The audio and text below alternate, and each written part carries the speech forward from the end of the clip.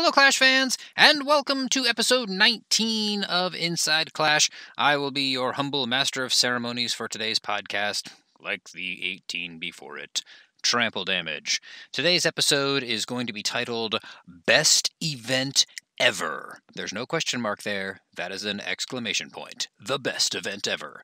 So, it's November 1st. November 1st. When the leaves turned... I live in Las Vegas. The leaves don't really change colors here. Things just kind of suddenly get cold. At least cold according to my definition. I think it was like 42 degrees when I woke up this morning, which is like living in Antarctica, I imagine. I think that's as cold as it gets there. So, I'm going to be talking through what I loved so much about the Clashoween event that just finished up. All the wondrous, beautiful things that happened. I know the last podcast was about all the cool stuff we had to look forward to, but I want to talk recap going forward. What did I do? What did we do? What should we look forward to? Then we're going to talk about, because I did get to spend I climbed to some new heights in Legend League, which we will talk about, and something I think a lot of people don't understand as we go inside the numbers, to talk about how people earn trophies in Legend League, because not everybody knows the formula. Like, if you tell me what percentage and what stars you got, I can tell you how many trophies you received. So we'll talk through what that formula looks like before wrapping up with questions from the audience. I try, but I don't try hard. I like to donate and chat a lot. I max clan games and do okay with capital rates. I never miss attacks in war, and though I'm just a 2-star specialist, you are lucky to have me here.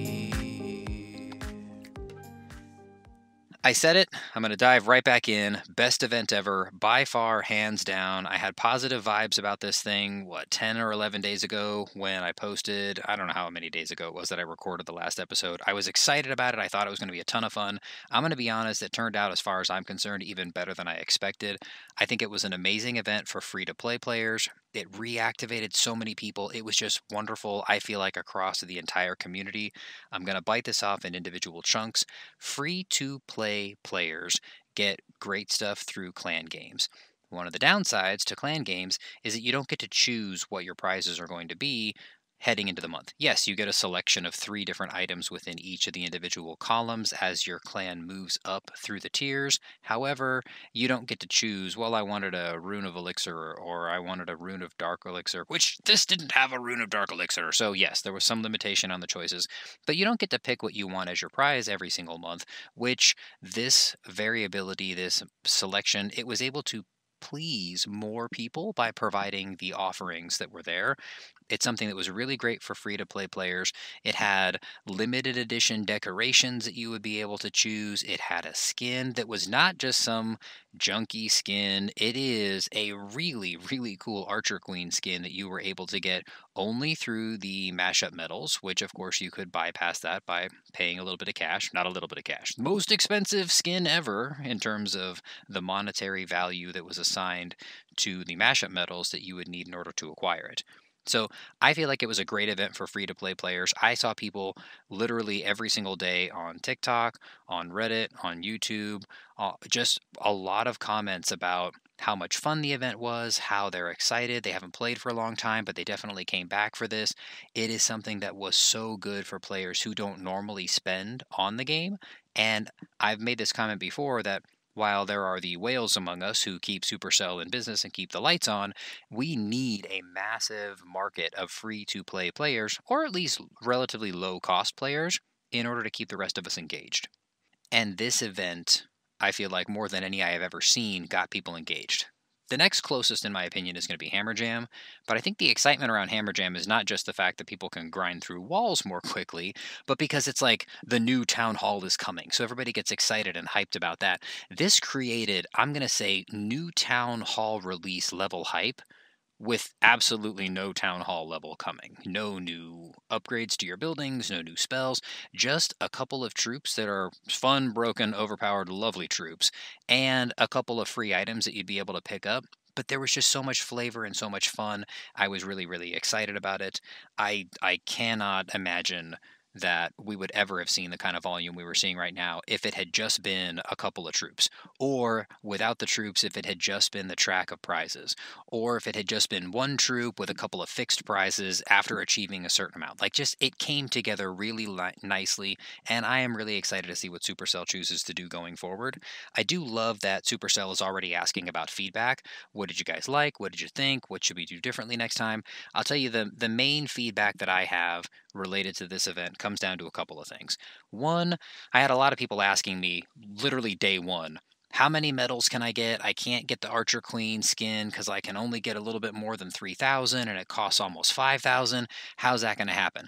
And I saw so much misinformation being spread between people saying, oh, you can just keep getting them every 10,000 Sour Elixir, you get 150 mashup medals. You'll be able to get every single item that is there, or you'll be able to max them all out, just keep playing.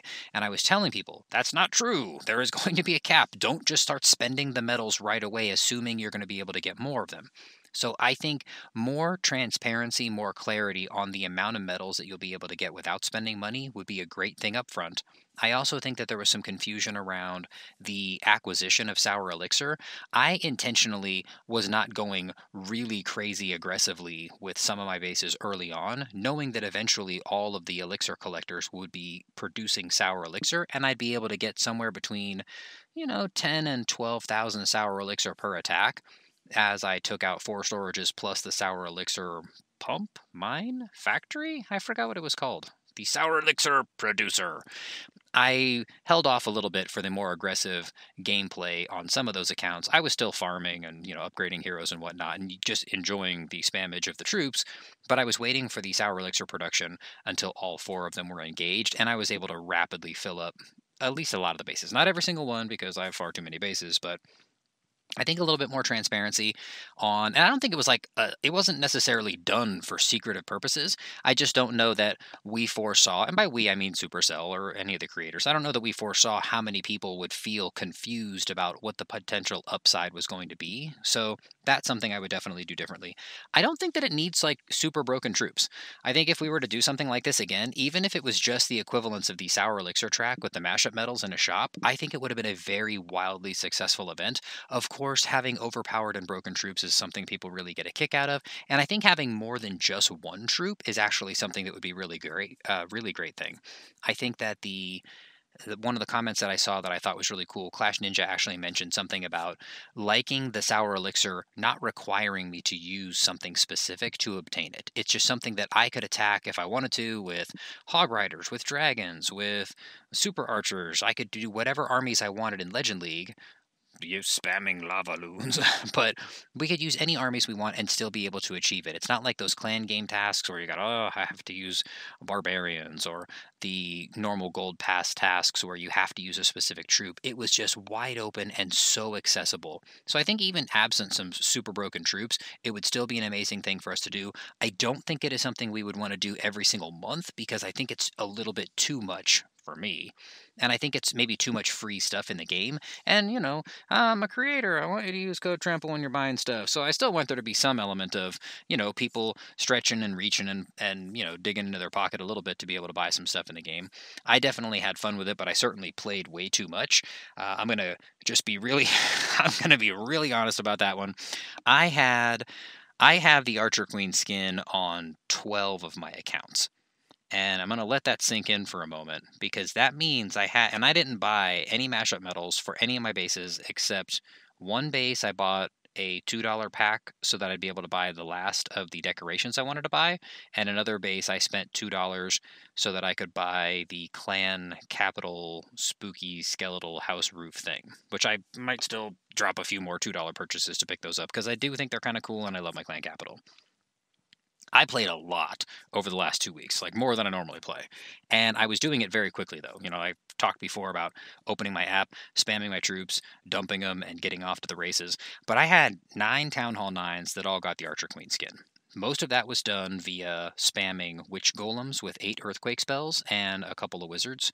It was a very, very effective way of taking care of getting the Sour Elixir, because I would literally open the account, hit attack, 8 earthquake spells, spam my troops, close the app, and that would take about 15 seconds. And then the second attack, because the second army was ready, I would do the same thing, pop back in, train 2 more sets of troops, jump out to another base.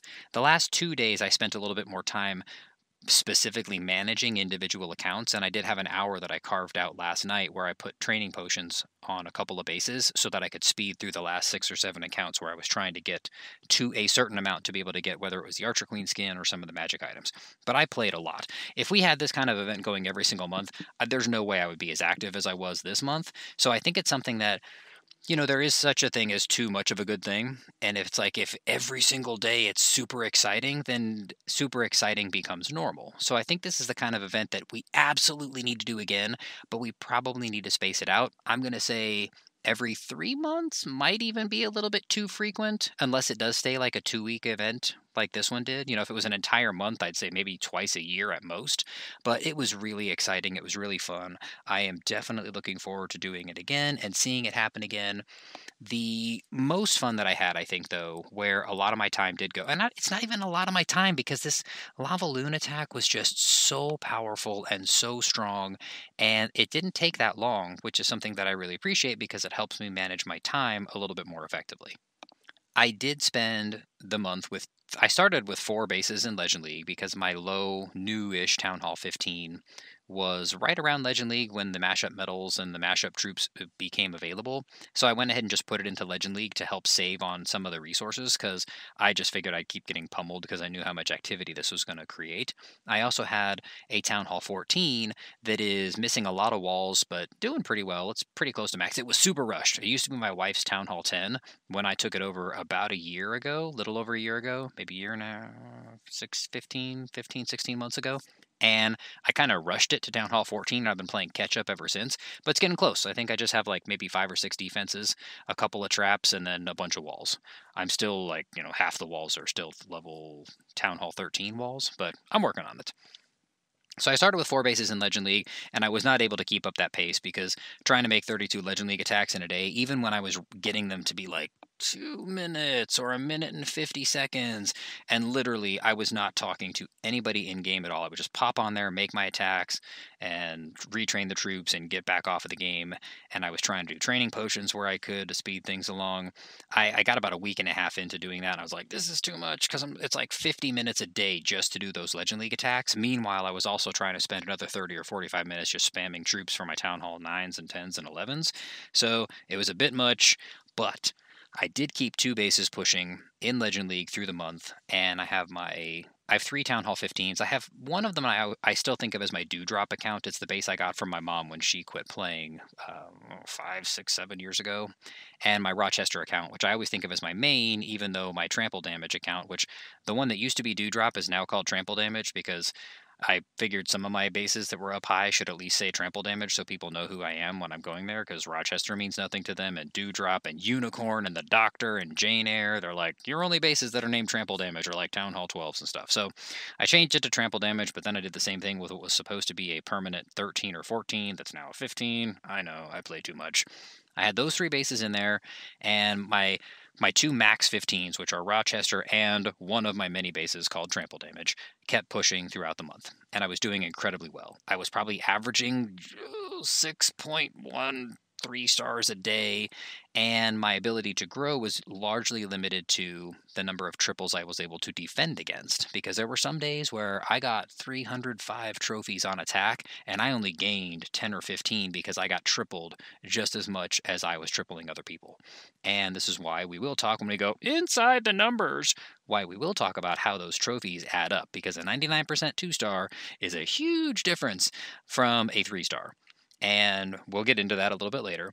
But I did have a ton of fun with Legend League. I got new personal bests on both of my accounts that are up high, my 2 max 15s, Rochester and Trample Damage, all heading into the final day, which right as Legend League Day began on the final day, I made all 8 attacks back-to-back. I got very lucky. Nobody attacked me in that time frame on my Trample Damage account, so I was able to push that base all the way up to 6,131 before some defenses then set in. I did take a couple of triples that day, but I finished the month on my Trample Damage account at 5,889 trophies, which is the highest trophy count at which I have finished any of the individual months, but it put me 4,626 globally.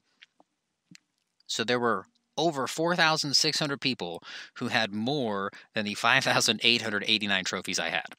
But it was really cool getting a brand new trophy high of 6131. My Rochester account, because I actually did something where about a week before Legend League ended, I was really curious about the Witch Golem spam attacks, so I switched my Rochester account to being the Witch Golem attacks, and I was not doing quite as well. I had a couple of days where I had 7 triples and a high 2-star, but there were also a couple more days where I was getting like only 3 or 4 triples, and it's so weird still now to be talking about only getting 3 or 4 triples when a month ago getting 3 triples a day consistently, I would have been so excited and so stoked. So I switched to Witch Golems. It wasn't working quite as well. I switched back to Lava Loon, but there was already at that point probably 100 trophy gap between the two bases, and I kept pushing. But by the end, my Rochester base did manage to get over 6,000 trophies.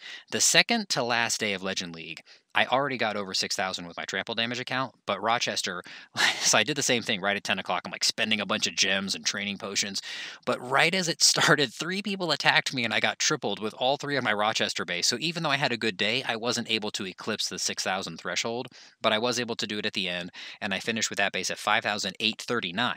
So I had 5889 on trample damage, 5839 on Rochester, and those 50 trophy differential made 4,626 for trample damage, but 9,038 for Rochester. So that 50 trophy differential, there were 5,000, almost 5,000 other people in between those two rankings at 50 trophies of a differential. To me, it's crazy how many people finish so high, but, the Lava Loon was pretty good. And my final that I settled on for most of these bases was like 3 Lava Loons with my Warden heading toward the Town Hall, and then the other 9 Lava Loons behind them. And as the first batch of Lava Loons would get into range of the Town Hall, they would be popping and getting destroyed, but they were also triggering Poison Spell Towers and Tornado Traps, so that my 9 main Lava Loons would spend less time getting torched by that stuff. And it was just incredibly successful. And I had tons of fun, and I'd be happy to do it again, probably just not every single month. It was very reminiscent for me of how Royal Ghosts felt, but again with a lot more variety, because we could do stuff with the hog. I tried some Witch Golem Hog Wizard attacks that were also super cool. They reminded me of like old school Go Hog attacks. I loved it. I don't know that I will ever be able to do pure justice to how much I thoroughly enjoyed this event, even though a lot of people would argue that I wasn't really playing the event because of how I was just like spamming and dropping troops. But we all enjoy the game in different ways, and I enjoyed myself so thoroughly. Back when I first started playing, I enjoyed global chat a lot and chatting with my clanmates a lot, and I enjoyed farming a lot because I didn't have 30 accounts.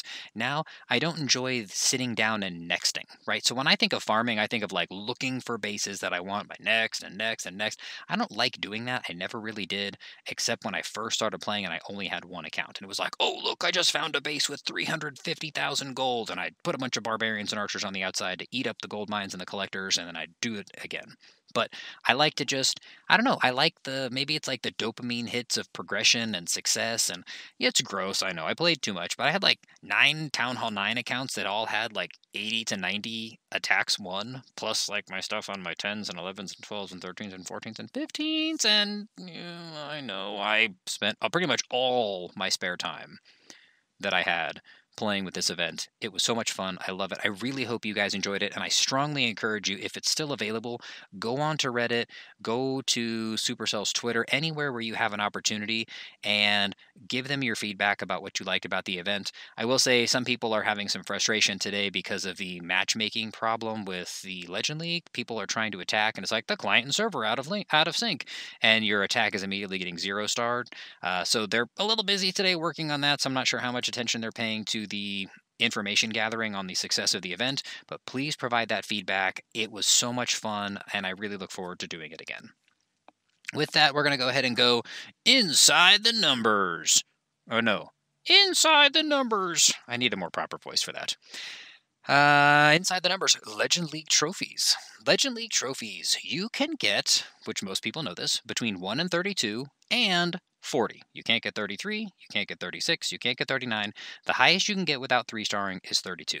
A perfect 3 stars is worth 40 trophies. Here's how it works. If you get a 0-star, the most that you can get is 4 trophies. And that would be up to 10%, you get 1 trophy. up to more than 0. You need at least 1%. 1% to 10%, you're going to get 1 trophy. 11 to 20, you'll get 2. Nope, sorry, I said that wrong. 10 to 19, you'll get 1 trophy. 20 to 29, you'll get 2. 30 to 39, you'll get 3. 40 to 49% 1 star, 0 star, you will get 4 trophies. So every 10% that you get at a 0 star will give you 1 trophy. So obviously if you get to 50, that's already a 1 star, so it's not a 0 star at that point. If you have a 1 star, there is no 1 star. A 99% 1 star is still worse than a 50% 2 star. So if you think about, like, if you're somebody who just really wants to get like guaranteed minimum thresholds of trophies on your attacks, you want to prioritize safe 2 star armies, because the best 1 star is still fewer trophies than the worst 2 star. For 1 star attacks, starting at your town hall, you can get at 1%. So you would wind up getting 5 trophies for a 1% 1 star, which would mean you just got the town hall that somebody maybe left in the corner. Every 9% that you get adds another trophy to your attack. So if you get a 1% 1 star, you get 1 trophy. You get a 10% 2 star, you'd get 2 trophies. A 19% 2 star, you would get 3 trophies, and so on, up to a 99% 1 star, getting you 15 trophies. If you want to cross the 15 trophy threshold, you have to be dabbling in 2 star territory, because a 2 star 50% attack is worth 16 trophies, and then every 3% gives you another trophy. So 50, 51, and 52 will give you 16 trophies. 53, 54, and 55 will give you 17. 56, 57, and 58 will give you 16, it will give you 18, all the way up to a 98 or 99% 2 star, where you will get 32 trophies. The last 8 trophies, going from 32 to 40, is only going to be available at a 3 star. So 20% of the trophies you can get for each attack is going to be received for that 3rd star. If you wind up getting to a place where you want to be able to get like some people have a mental benchmark of, I want 25 trophies on each attack, because if I make all 8 attacks and I get 25 trophies, that is 200 trophies that I would wind up getting for the day. So at a 50% 2 star, giving you the 16 trophies, to get the extra 9% that you want to get to 25 trophies, you would need an extra 27 trophies, which means 77 trophies is the target. 77% is the target if you want to average 25 trophies per attack. But of course, 3 stars are way better. So to recap, 10% for each cup up to 4%. Then you get into 1 star territory, where you are able to get between 5 and 15 trophies. 2 star territory is 16 to 32, and that elusive, lovely, beautiful, well, it wasn't elusive this month, but that beautiful 3rd star comes from the triple. A lot of the great days that I had in Legend League came from 6 triples, and even when I had people hitting me for very high damage 2 stars, 90%, 95%, they were getting 30 to 32 trophies. So for every 1 triple that I got that they didn't get, it was an extra 9 to 10 trophies I was able to pick up. So if I had days where I averaged 2 or 3 more triples than I took on defense, I would wind up getting 20 to 30 extra trophies, and it adds up over the course of a couple weeks. But it's a big difference picking up those 3 stars. Finally, we're going to answer some questions from the audience. I normally wind up trying to take some of the older questions and answering those a little bit more now, just because they're questions that have been sitting around for a while. But there are 2 questions that were specifically related to the mashup medals and the Clash-Oween event. So I'm going to go ahead and answer those 2 questions. One of those questions comes from Gertie. You said you attacked with quite a few attacks, and you grab your army and go in with 8 quakes, and you do that quite a few times a day. But my question is, how long do you search for bases with your lower town halls, and what are the minimum requirements for loot that you're looking for? Generally speaking, with how quickly I can deploy the attack and then close the app and open up and put in another army and then switch to a different base, I'm going to say I'd have to hit the next button only 3 or 4 times before I would have been I would have already made the first attack. So really what I kind of got to is this. Now, the last week, it was really just, I didn't even care. Even if something had 5 Dark Elixir, I was still making the attack, because I was just trying to quickly rack up 10 to 12,000 Sour Elixir. But when I'm still being somewhat conscientious of the Dark Elixir amount. Really, if it was under 1,000 Dark Elixir for my Town Hall 9s, I wasn't attacking it because I'm still trying to get Dark Elixir to upgrade my heroes. If it was 1,000 Dark Elixir, I would just hit the attack button and start dumping my Earthquakes and attacking. For some of the higher Town Halls, maybe I'd want like 1,500 to 2,000 Dark Elixir, but I very seldom got to a place where I made an attack that had less than 2 or 3,000 Dark Elixir, such that I almost half the time wasn't even looking, and it was only after I started deploying all my troops I'd see this base has 900 Dark Elixir, and I'd be like, oh, maybe I should have hit the next button. But one of the things that I noticed, I don't know if this is actually a fact, it seems like every time I hit attack for the very first base, I'm almost always presented one right away. And when I hit next, sometimes I wind up getting caught up in the clouds, which is something that I probably should have mentioned earlier. That's another thing that was a pain in the butt. For some trophy ranges, because of how active we were, the clouds were a bit of an issue. And that is something Supercell was talking about internally about a week ago, and brainstorming some ideas on how we could potentially combat the clouds in the future if we get to a level of activity like we faced this time. So I'm not going to say anything about that because it's not something that's official, so under the shroud of the NDA.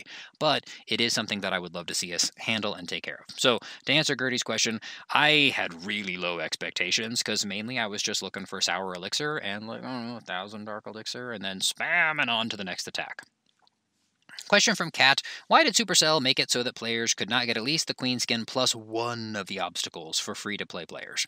Right now, you can only get the Queen skin, and you're left short on medals unless you purchase more. Although, I've heard some players are able to keep collecting medals and getting the obstacles without purchasing. I don't know that I know where that piece came from, but I will just answer the very simple question. There's trade-offs. I feel like it would have been cool for people to be able to get the Archer Queen skin plus, like, one of the clan capital things or a couple of potions. I mean, you could still spend the resource. It's just, we face difficult decisions, and I don't. I think if they had made the Archer Queen skin maybe 300 mashup medals cheaper to allow people to get a decoration that wasn't really going to be a paid decoration, I think that would have been a little bit better. But I think having the majority of the medals need to go toward the skin was not actually a bad thing, because I think it is good to, they're a business, so they're trying to make some money on there. And they definitely stimulated a very small amount, but some payment from me, because I bought mashup medals on a couple of accounts because I wanted to be able to spend those medals not on some of the potions I don't use, but to get something like a clan capital decoration or one of the obstacle decorations. And I don't know that I totally disagree with them, but I do encourage everybody to provide that kind of feedback because it was a little steep, right? It was basically like $20 worth of gems to be able to buy the Queen skin. So like maybe making it a little bit cheaper would have been a nicer way to go. I think maybe if it was at like 4,000, I think that maybe would have been a better price, but business, it's business. Question from Bokester. So I have one question that's an old question from Bokester that was posted sometime in August. And this question was, is there going to be a new trample damage challenge? I keep looking back at the Super Archer Elixir Storage one from months ago, and I want more. And this was posted before my Chess Queen challenge. So yes, Bokester, there will be at least one more trample damage challenge. I do have a couple of other bases I've designed. I haven't shared any of them with the team at Supercell, but I'd like to at one point to be able to make that something that is available, because it would be cool to have a third trample damage challenge show up in the game. Another question from Bokester. If you could add one magic item, what would you add? I would call it Spirit of the Hero, unless it has to have the word potion, in which case I'd call it Spirit Potion, or Hero. So I would call it the Spirit of the Hero. I think it's a great monetization opportunity and a great free-to-play player opportunity to put potions out there people really love, right? Resource potions, people are like, oh, 10 gems. A builder potion, most people think, awesome, I love builder potions. If we made a potion that allowed you to use upgrading heroes for a 24-hour period, I think that would be something that would have a good value. You could price that at 200 to 250 gems for people to purchase. And you could put it in the raid medals shop so that people can spend their raid medals and get more clan capital engagement. You could put it as part of the cash bundles that people wind up putting in game. You can't make it too expensive, because if for 500 gems I can buy a book of heroes to finish my one hero, but then for 200 or 250 I get all of my upgrading heroes, that's great for when I've got, if let's say that I wanted to be able to war every other day and I had 4 heroes that were upgrading for a whole week and 3 potions used in that time frame at the cost of 2 to 250 a piece, so like 600 to 700 gems.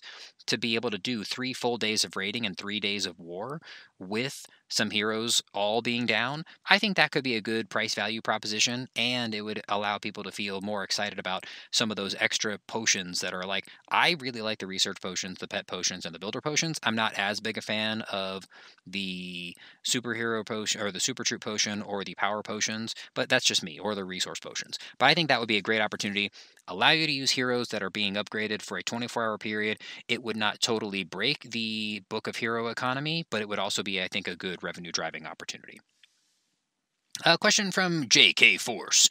Why do you think Supercell hasn't added Dark Elixir to be used to upgrade walls, and what are your thoughts on this?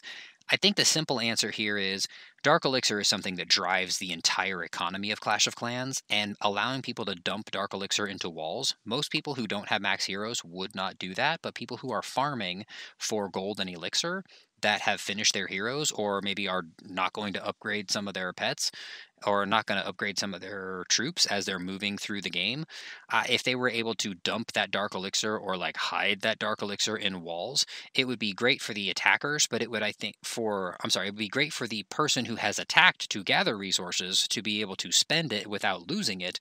But I think it would make it to where you would have fewer opportunities to collect Dark Elixir as you were making attacks.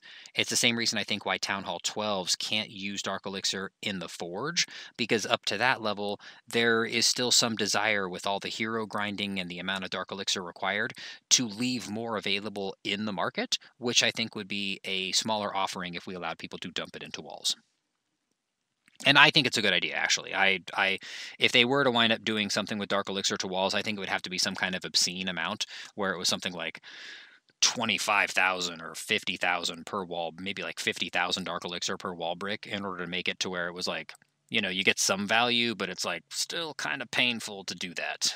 Just because as an attacker, I like the game being focused more around going out there and grinding for stuff and getting stuff, and I don't want as much resource being hidden away. There should always be like every base, like you're working on stuff simultaneously. You're working on troops and that's your elixir, you're working on defenses and that's your gold, and you're working on heroes and pets and dark elixir troops and that's your dark elixir. If you had ways of syncing all of those resources simultaneously, I just think it would make it a little bit less advantageous for attacking. Question from Frederic. Which strategy do you prefer for each Town Hall level? Town Hall 10 and 11 are Go Hog attacks for me. Actually, 9, 10, and 11 are Go Hog attacks, which is mainly 2 golems with some wizards behind them and then Hog Riders in. Town Hall 10 and a Town Hall 11 army would include also a log launcher. Town Hall 9, obviously no log launcher, but I'm using either a jump spell or some wall breakers to get a little bit of penetration toward the Archer Queen and Clan Castle. Town Hall 7 and 8, it's just mass hog riders with archers. Town Hall 12, 12 and 13 and 14, I start getting into territory where like I really like some of the more ground and pound golem avalanche, 8 earthquake, ice golem witch bowler attacks, or some of the like super wizard with golems or super archers and yetis. I love the ground and pound kind of attacks. Like those are definitely my favorite. My top attack though for Town Hall 12, I would say, is a golem avalanche. Top attack for Town Hall 13, also probably a golem avalanche attack. Town Hall 14, I kind of go back and forth on a couple of them, but overall it'll always be Hydra. And at Town Hall 15, by far, it is Super Hog Riders. It is the only army that has made me, aside from spamming lava loons and the witch golems, it is the only army that has made me feel accomplished at Clash of Clans for quite some time. So very happy to see that. A question from Fuzzy Beaver Nuts. If you could bring one thing from Magic the Gathering over to Clash of Clans, like a character, what would you choose and why? My favorite planeswalker in Magic the Gathering is Tamayo, who was first introduced in the set Avacyn Restored, Tamayo the Moon Sage. But they have had a couple different versions of Tamayo, one of which I use Tamayo Field Researcher as my commander in a deck that I play on Arena. And her abilities in game all sort of revolve around having repeated access to cards that you have used. Spells that you've cast become free to cast, or once you cast them, you can put them right back in your hand and cast them again. So if I took that same flavor and I applied it to Clash of Clans, how about if we did something like this? when you come back to the game after having been gone for a long time, it has you attack your own base and it gives you whatever army you had, but it just keeps giving you more and more troops over and over again until you manage to destroy your base. What if there was a troop who, every so much time it was on the map, it would allow you to, like, and you'd have to have something, I'm going to say like a Grand Warden or an Apprentice Warden-esque aura around the troop, and every so much time it was on the map, one or more of the troops that were inside that radius based on troop capacity would become available. So, very oversimplified example. Let's just pretend, and I haven't tried to balance this, so I'm just making this up as I go here. Let's say that you had an Electro Titan with whatever this troop that was Tamayo the Moon Sage or Tamayo Field Researcher, but Tamayo, whatever the troop equivalent is, you drop it behind an Electro Titan. After some amount of time, maybe it's 30 seconds, maybe it's one troop housing space per second, and if the target that's inside there, and I don't know how it would figure out, the same way clone spells figure out what troops to clone, I guess, the Tamayo troop could say like, well, it's 32 seconds and it'll give you another Electro Titan back to your deployment bar that you would then be able to deploy. So somehow something that says it's almost clone spell-esque where it's looking at stuff within an aura around it and maybe it follows your troops, and every so much time it will give you more housing space that you would potentially be able to deploy. And if you had 180 seconds of attack during a 3-minute attack, maybe one housing space per second is too much, but I don't know, something along those lines could be super cool. Question from Iceman. In a live-action movie, we're well into ramble damage, but that's okay. It's not that much into ramble damage. If there were a Clash of Clans live-action movie, which actors you got playing the Super Valk? I'm going to let you guys think about this for a moment, and then I'm coming at you with none other than Kate McKinnon. And I know what you're thinking. What? Kate McKinnon? When we watched the Barbie movie, and I saw Kate McKinnon as Weird Barbie, my first thought was, oh my god, she looks like the Super Valkyrie. And I think Kate McKinnon is a phenomenal actress. She's incredibly funny. She's got great range. I think she would actually play an amazing Super Valkyrie, and you could write the script and tweak it around her charisma and her stage presence. I think would be awesome. I'm going Kate McKinnon, Super Valkyrie. She is an amazing actress, and I think she's super cool. My final question is coming from my longtime Clash homie, Congressman Cool Rick, who is, of course, one of the cool Reddit moderators. Rick's question here is, what criteria would you use to judge someone as truly American? In the spirit of the word, not the legal, technical, meaningless sense.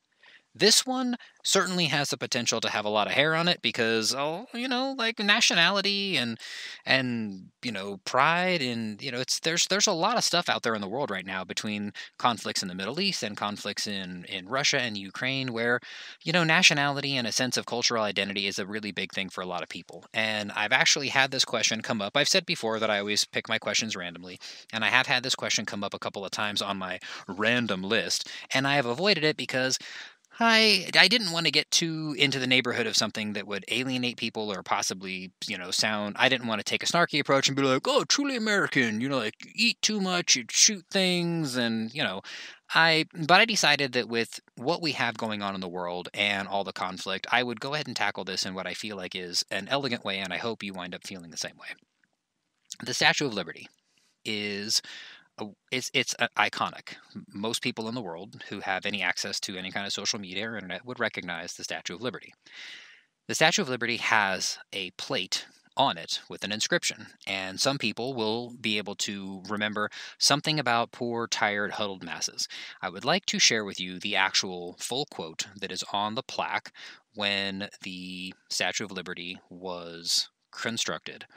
It is titled The New Colossus, which is a reference to the Colossus of Rhodes, which is one of the, the ancient 7 wonders of the world that was created. It's a statue that was done of the Greek Titan god Helios, and it was on the island of Rhodes, in the city of Rhodes, and it's this like very bold, big dude. He's like huge statue. So the title of this plaque says The New Colossus. Not like the brazen giant of Greek fame, with conquering limbs astride from land to land. Here at our sea-washed sunset gates shall stand a mighty woman with a torch, whose flame is the imprisoned lightning, and her name, Mother of Exiles. From her beacon hand glows worldwide welcome. Her wild eyes command the air-bridged harbor that the twin cities frame. Keep ancient lands, your storied pomp, cries she with silent lips. Give me your tired, your poor, your huddled masses yearning to breathe free, the wretched refuse of your teeming shore. Send these, the homeless, tempest-tossed, to me. I lift my lamp beside the golden door. That quote is powerful. It is saying, I mean, it's like we talk about we talk about the United States, or American as America as a melting pot. We have people literally from all over the world. There are, even just within the city of Las Vegas, I know dozens of people that speak so many different languages, and I love that about anywhere in the world. But that's one of the things, like that's like the Statue of Liberty is saying, give, I don't care if you're an outcast. I don't care if you feel like you don't belong. Here you will belong. There will be community. We're going to accept and welcome everybody. That acceptance, that tolerance, that love of each other, that community spirit, that community involvement, it's one of the things I love about Clash of Clans. It is one of the things I love about the people that I associate with. It's one of the things I love about the teams that I'm a part of at work, the community that I'm a part of at home. I When I think about what it means to be truly American, more than anything, whether you're, a Democrat, Republican, you're old, you're young, you're somebody who's, employed, you're unemployed, the community, the togetherness, the way that people wind up working together and accepting each other, to me, if you're that kind of person, that's where I wind up thinking of somebody as truly American. I hope you guys enjoyed the podcast. Hope I didn't get too serious there at the end. I look forward to bringing you guys some more content in the near future. In the meantime, of course, all the cool, obligatory self-aggrandizement. Check me out on all my social media. Make sure to use code Trample. Comment on my podcast. I try to give away gold passes on my Discord server. You can check out my Discord server and join some of our clans. We're always looking for Town Hall 15s for Clan War League, which I was going to make this episode about Clan War League because we're about to head into Clan War League, but I just thought this was literally the greatest event ever. How can I not spend at least one more episode talking about it? Make sure to share this with somebody who either doesn't listen to podcasts or doesn't listen to all the podcasts that are out there. And if you like my podcast, there are lots of other great podcasts out there. Check them out. I can't do justice to all of them. I am, close friends in game with, C-Note, who's got his Clash Tours podcast, and Congressman Cool Rick, who is the host of Reddit Talks Clash, along with some of the other Reddit moderators, and Kat and Fado, who are the hosts of the Pineapples and Thorns podcast. There are so many, not that so many out there. There's plenty of them out there. If you're listening to mine and you enjoy it, check out some of the other ones. It's great content. We're good people. We love the game. We have fun. And we thank you guys for listening. We'll catch you on the next podcast.